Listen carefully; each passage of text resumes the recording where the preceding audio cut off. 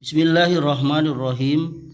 Teman-teman sekalian yang dimuliakan oleh Allah, kita bertemu kembali pada konten baca buku. Kali ini buku yang akan saya baca adalah buku yang berjudul Pedoman Salat edisi lengkap dengan penyempurnaan. Buku ini ditulis oleh Tengku Muhammad Hasbi As-Siddiqi, salah seorang ulama besar di negeri kita ini. Beliau adalah ulama tahun awal-awal kemerdekaan ya, 40-an, 50-an dan seterusnya. Dan buku ini setahu saya adalah salah satu buku tentang sholat yang ditulis oleh ulama Indonesia yang sangat lengkap, membicarakan tentang ibadah paling utama dalam agama kita ini, yakni sholat. Buku ini diterbitkan oleh PT Pustaka Rezeki Putra Semarang.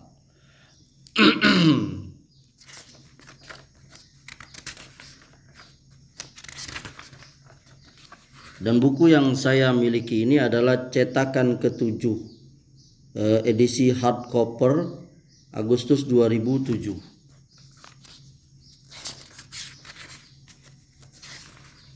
Ya, kita lihat ini ya, judul-judul dari isi buku ini. Kita akan membaca buku ini yakni pada halaman 228 ya. 228 ya. Ini adab-adab lahir yang khusus ya. Nah, ini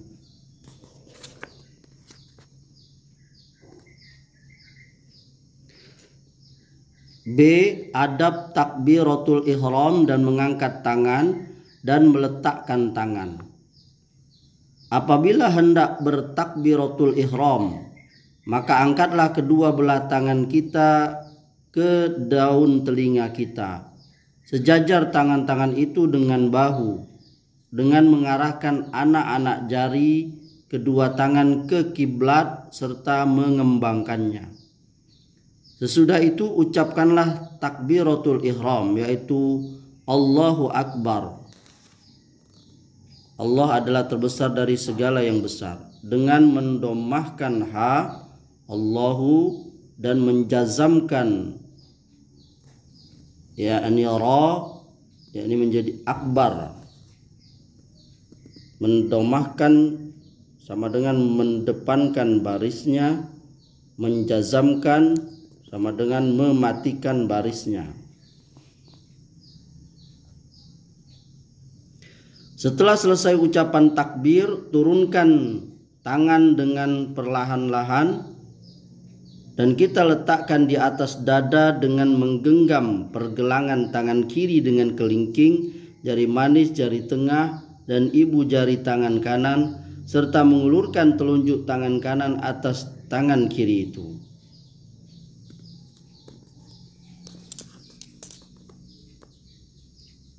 Disebutkan dalam kitab An-Najmul Wahaj bahwa cara mengangkat tangan ini ada 3. Pertama, mengangkatnya beserta permulaan takbir.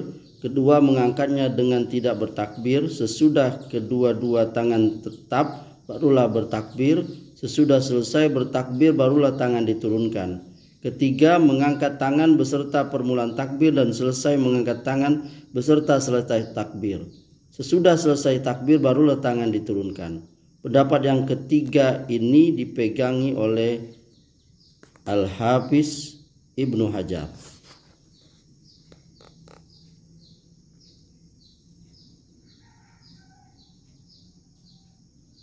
Ya.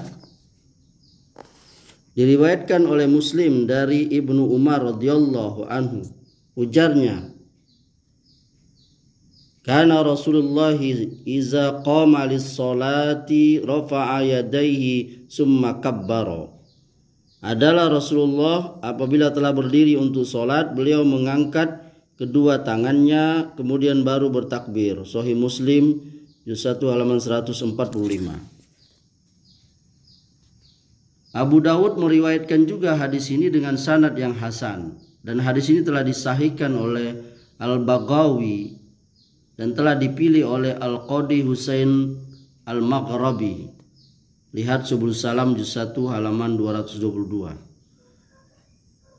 Dan janganlah melapalkan niat sebelum bertakbir, karena Nabi, para khulafa rasyidin, para sahabat dan para imam mujtahidin tidak melafalkan dan tidak pula menyuruh melafalkannya. Al-Imam Ibnul Hajj dalam kitabnya Al-Madkhal berkata, imam dan makmum tidak boleh, begitu pula orang yang bersolat sendiri menjaharkan niat dalam kurung membaca lapal niat, karena tidak ada diriwayatkan dari Nabi Shallallahu Alaihi Wasallam ataupun khulafa dan sahabat bahwa beliau itu mengerjakannya. Lantaran demikian menjaharkan niat bid'ah adanya. Al-Madkhal juz 2 halaman 274, 275, juga Al-Ibda halaman 265, 266. Al-Hafiz Ibnu Qayyim menerangkan dalam kitab Az-Zad sebagai berikut. Rasulullah SAW apabila berdiri untuk bersolat, beliau mengucapkan Allahu Akbar. Beliau tidak membaca apa-apa sebelumnya dan tidak pula melapalkan niat. Beliau tidak mengucapkan usolli lillahi kaza mustaqbilal qiblati arba'a raka'atin imama atau ma'muma. Nabi SAW tidak pernah mengucapkan adaan, qodoan ataupun fardal waqti. Ke-10 kata ini bid'ah. Tidak ada seorang pun menukilkan dari Rasulullah SAW baik dengan sanad yang sahih ataupun doif, baik musnad maupun mursal. Demikian pula tidak ada dinukilkan dari seorang sahabat. Hal itu juga tidak dipandang baik oleh seseorang tabi'in dan tidak pula oleh imam 4. Hanya sebagian ulama mutaakhirin salah memahamkan pendapat Asy-Syafi'i yang mengatakan bahwa sholat tidak sama dengan puasa. Tiap-tiap orang masuk ke dalam sholat dengan ucapan zikir. Mereka menyangka bahwa dimaksud dengan zikir ialah melapalkan niat oleh mereka yang hendak bersolat itu. Sebenarnya Asy-Syafi'i bermaksud dengan zikir ialah ucapan takbiratul ihram. Sebenarnya pula betapa Asy-Syafi'i tidak menyukai sesuatu yang tak pernah dilaksanakan Rasulullah SAW. Walaupun dalam satu solat saja tidak pula dilakukan oleh seorang khulafa ataupun oleh salah seorang sahabat. Petunjuk-petunjuk para sahabat terletak di hadapan kita. Maka jika ada walaupun satu haraf saja yang menerangkan bahwa mereka itu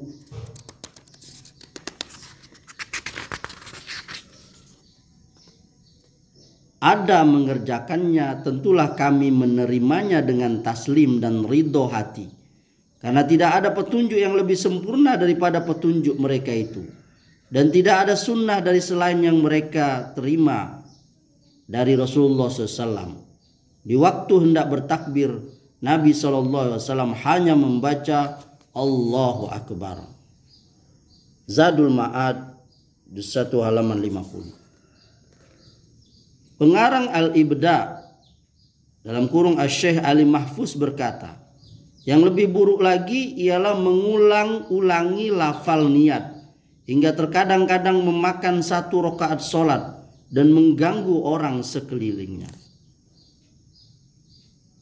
Apabila sudah selesai bertakbir, maka turunkanlah tangan dan letakkanlah keduanya di atas dada dengan meletakkan pergelangan tangan kanan atas tangan kiri, menggenggam pergelangan tangan kiri dengan kelingking jari manis jari tengah dan ibu jari, sedang telunjuk diulurkan atas tangan kiri. Demikian, semoga bermanfaat.